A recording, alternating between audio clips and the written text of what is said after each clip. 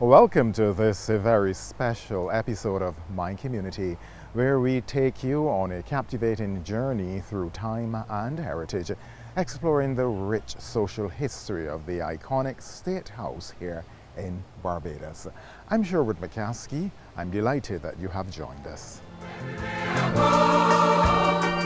People want to know our happy soul, why Barbados come from,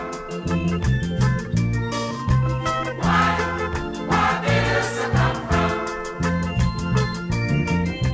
First, we extend our heartfelt appreciation to the President of Barbados, Her Excellency the Most Honorable Dame Sandra Mason, and her esteemed Private Secretary, Ms. Sandra Watkins, for their invaluable support in making this mini-series on State House possible. Thank you both for your generosity and assistance. Now, here is where it all officially begins for the Barbadian people. It is the place where the oath of office is solemnly taken. I, Mayor Amor Lockley, be faithful and bear true allegiance to Barbados, according to so help me God. Where the instruments of appointment to significant roles on the island are bestowed.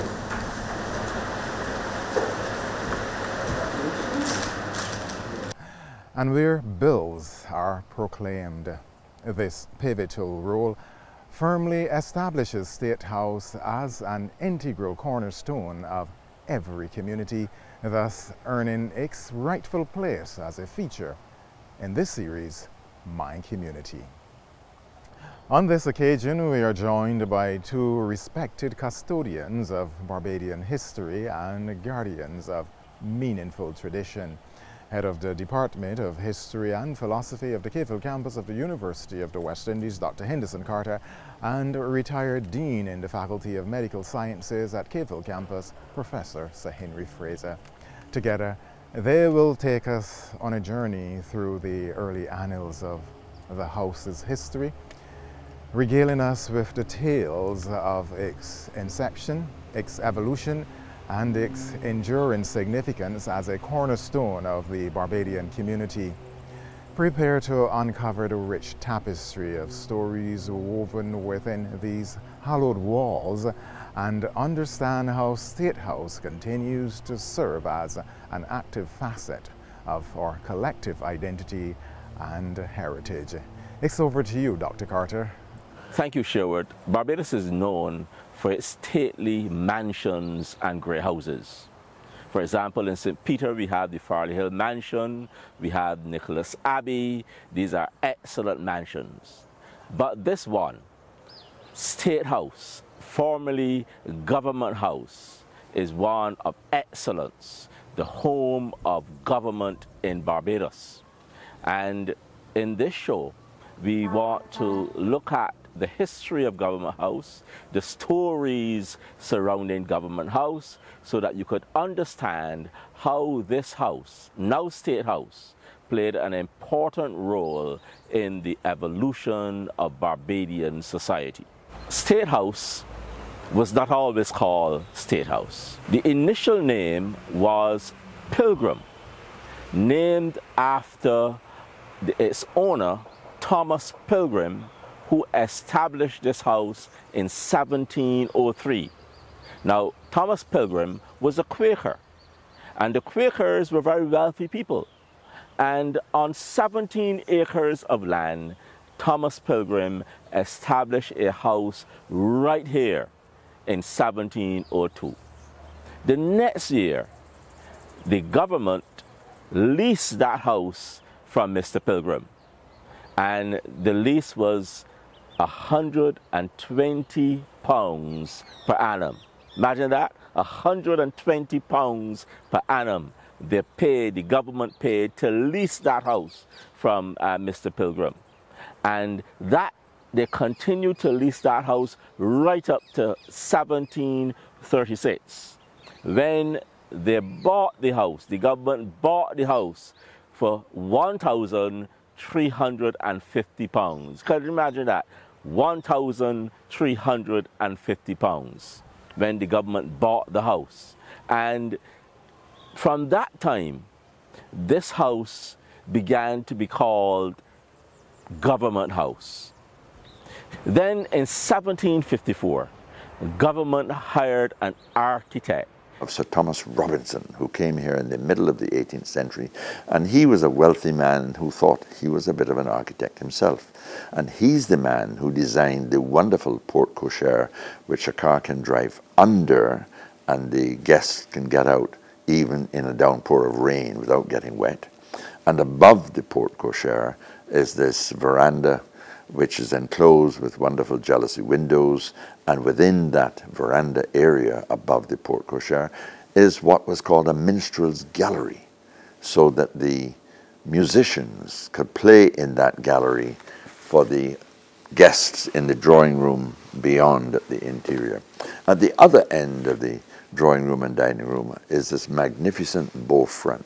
And the bow front is architecturally very important, and I'd love to talk about that another time. The bow front is a curved front that became very popular in the era of King George III. So it was known as Georgian in that era, and even more popular in the following period, the Regency period of architecture in England. And there are a number of bow fronts in Barbados, and that deserves a talk all of itself. But the government house is really beautiful because the bow front on the ground floor level, which is a dining room with this magnificent long table, that has arched doors, which are French windows or French doors, in which it looks like a window, but you can walk right through to the garden. Also built an armory, which was blown down in the 1780 hurricane. And then proceeded to give the assembly the invoice. The assembly said, no, we are not going to pay this money. But then, of course, they reached a compromise. The assembly decided, yes, we will pay it, and you would think that the governor would learn his lesson. The governor came back with other alterations that cost the government £4,000. This time, the assembly made him pay for it out of his pocket. So the governor paid for those alterations, the second set of alterations to this mansion, because he did not have permission from the assembly. And that's interesting, that throughout the history of Barbados, we have this conflict sometimes between the governor and the assembly. Remember, the assembly paid the salary of the governor. So there were many times where the assembly tried to put pressure on the governor to do certain things. So the governor did not have his own way. But a beautiful house. And basically, this house has remained like that from that period, 1754, to the present. So here is the house, therefore, being called Government House. And of course, because it commanded center stage in that period, the road to my left was called Government Hill, and it's still called Government Hill today, even though the house is now called State House. Now, one of the things that we need to look at is how this beautiful mansion withstood the hurricanes of the period. And there are 4 hurricanes that I want to examine to see how this mansion stood up to these hurricanes. The first hurricane was the Great Hurricane of 1780. That hurricane killed over 4,000 individuals in Barbados and over 20,000 people in the Caribbean.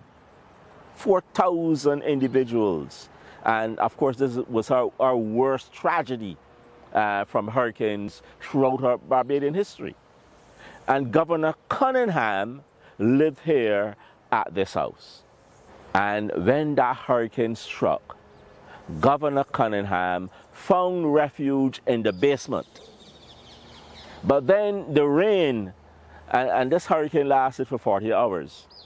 The rains were so heavy that the basement flooded out, forcing the governor and his private secretary and his family out into the open. So having emerged from the cellar, Governor Cunningham found refuge under a gun carriage located here on the site. But that gun carriage started to rock, and they thought that it would have fallen in, and the governor had to come into the gardens, and he was exposed. He was severely bruised. His private secretary had a broken thigh, and the house lost its roof completely, and one of the wings fell in. The armory that was built by Thomas Robinson in the 1740s, that armory was also destroyed. So in 1780, during the Great Hurricane, this house was really in a mess. However, you couldn't leave the governor's house unattended, and so efforts were made to repair the house, repair the roof, so that by the next hurricane, the house was ready. So we thought. 1831, another great hurricane in Barbados. 1,800 lives lost in this great hurricane of 1831. And the governor was Sir James Lyon. And he also found refuge in the cellar when that hurricane struck in 1831. However, he was lucky to escape injury because the roof was lost in that 1831 hurricane, but Governor Lyon escaped damage and injury from that hurricane. Now, it took a few years. It took a few years for them to rebuild the great house. After the 1831 hurricane, efforts were made to repair the building. But of course, when Governor McGregor came in 1836, he wasn't satisfied with the building. So he was housed in Christchurch at Hastings House, and he was housed there from 1836 to 1841. In fact, when he died, his funeral moved off from here, Government House. There was another hurricane that this house had to withstand, and that was the 1898 hurricane. 1898. Not as destructive, but again, the roof was lost. And the Governor Sir James Hay, survived. And according to the governor, he did not think he would have seen morning after that hurricane struck. So that's the 1898 hurricane. And then comes Hurricane Jeanette in September 1955. And this time, the Great House, State House, stood up to the fury of Hurricane Jeanette. So the point I'm making here is that throughout this long history, from 1780 down to the 1950s, this house had to withstand these ferocious hurricanes. But thankfully, every time it was destroyed, every time it was damaged, it was rebuilt. The rebuilding effort after the hurricane stands as a powerful testament to the resilience of our forefathers and the skills of the builders who painstakingly restored this house to its original design. A house that was originally crafted by the hands of their foreparents. Once again, their craftsmanship shines brightly, showcasing the enduring legacy of our ancestors. I now want to move on to the house as an administrative center. And it's important to look at this because for a long time, during the colonial period, governors ruled the country. The governor was, quote unquote, the prime minister of the country. Okay? He was able to make proclamations. He was able to sign laws or to give assent to bills and legislation. And he was also able to give pardon to persons convicted of criminal activity, persons who were on death row. And there's a good story of a person who was on death row. He was a soldier, a British soldier, who had deserted the army 12 times, ran away. Finally, they caught him. Finally, they caught him. They had him in prison. He was given his court-martial. They found him guilty. And on the 1st of June, 1830, he was supposed to be executed by firing squad. So they brought him down. They brought him down from his cell at the garrison, down to the military cemetery. The priests gave him his final rites. They put a cloth over his face. They had his coffin right next to him, so that when he shot, they would just put him in the coffin and bury him. But lo and behold, someone came across the garrison, I believe on horseback, furiously, with instructions from the governor, a pardon from the governor. Yes, Governor Lyon, pardon from Governor Lyon to save this man's life. And he was saved just in the nick of time, because the musketeers had their guns ready to shoot. The report in the Barbadian newspaper says the man fainted and had to be lifted up because of this great news of that he would not die at that point. So the point is here that the governors in Barbados were able to give pardon. So this is an administrative center. And of course, during the period after slavery and before, this was the place where troops were called out. In other words, the governor made the decisions to call out the troops. So in 1876, during the Confederation Rebellion, the governor made that decision to call the troops out from St. Anne's Fort. In 1937, the governor made the decision to call out the volunteers. So this is an administrative center. It was also the place where individuals launched their protests, yes, and launched their resentment at what was happening in other areas in the country. So that whenever individuals had a grievance, they came to the governor. They came here to this mansion. So, for example, 1838, emancipation had been given in August 1st. And around the 23rd of August, there are two delegations, yes, two delegations marching, one from Haynesfield in St. John, over 10 miles away, and the other from Todd's in the parish of St. George, close to St. John. Those delegations marched down here to see the governor. And the question there was their contracts, what we call the labor contracts. They were querying these contracts, and they wanted a discussion with the governor. Then in 1840, January 1840, we have a delegation from the Valley Plantation also coming here to see the governor, to have their labor concerns dealt with. Then we have another delegation from Christchurch. This is the Christchurch delegation, also in January 1840, coming to see the governor.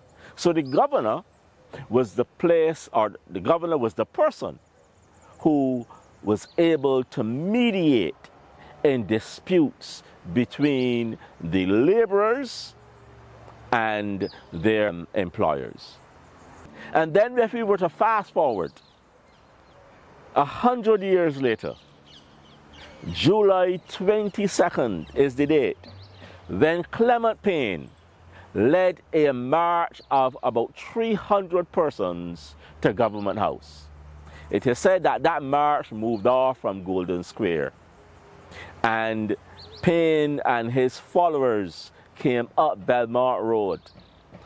During the march, Payne asked for a lady to accompany him, and one St. Lucian woman, Iris Joseph, accompanied Payne, and they marched to Government House. Of course, they did not get as far as the gate because the police stopped them, and it is said that the police said to Payne, "You think this is Trinidad?" Payne was arrested, and 13 of his followers, and Payne was kept there in prison until he was deported. And that deportation led, of course, to what we call the revolt or the disturbances or the riots of 1937. But after that period, after Payne's arrest, there were people coming here to see Governor Sir Mark Young. People like Adams and E.D. Motley and Hilton Vaughan. And they were saying to Sir Mark, release Payne to quell the crowds. Of course, the story is that Payne was deported to Trinidad and Tobago. But the point here is that this place, this mansion, where we had the seat of government, was used as a place where people came to put their concerns to the governor and to see whether the governor could help them in their issues. And of course, even far back as the 1800s, for example, in 1838, the governor played an important role in quelling the demands of the workers back in 1838. And the date is the 27th of July, 1838. 27th of July, 1838. And laborers, two sets of laborers, one at Apes Hill in St. James, and another group at Church Village in St. Philip, they met. And guess what they were asking for? They were demanding reparations, land, and money for their years spent in slavery. And the governor rode out to address the people at Apes Hill. Rode out and addressed them, and he was able to pacify them and said to them that the government has already spent $20 million for your freedom. And therefore, you should go back to work, you should go back to work for wages, etc. But that was the first demand for reparations, and the governor rode out to deal with those workers who were demanding reparations. Quite interesting, isn't it? This segment of the episode could perhaps be introduced with that old familiar opening line, "Once upon a time." There's a certain magic to stories, especially the many tales of events that have unfolded here, all intricately woven into the rich tapestry of the social history of this house.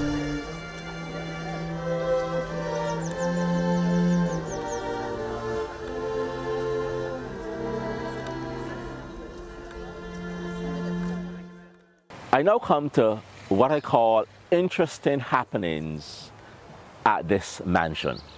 Interesting happenings. And the first occurred in 1703, when the first governor to reside here, Sir Beville Granville, was sitting somewhere in one of the windows of this house. We don't know exactly which window, but while he was sitting in one of these windows, someone in the road fired a shot at the governor. The governor was unhurt, but that is why we now have these high walls surrounding the area, because this mansion is really centered in these Barbadian communities. So you have Carrington Village to the west, and you have Welches to the north, and it is really in a community.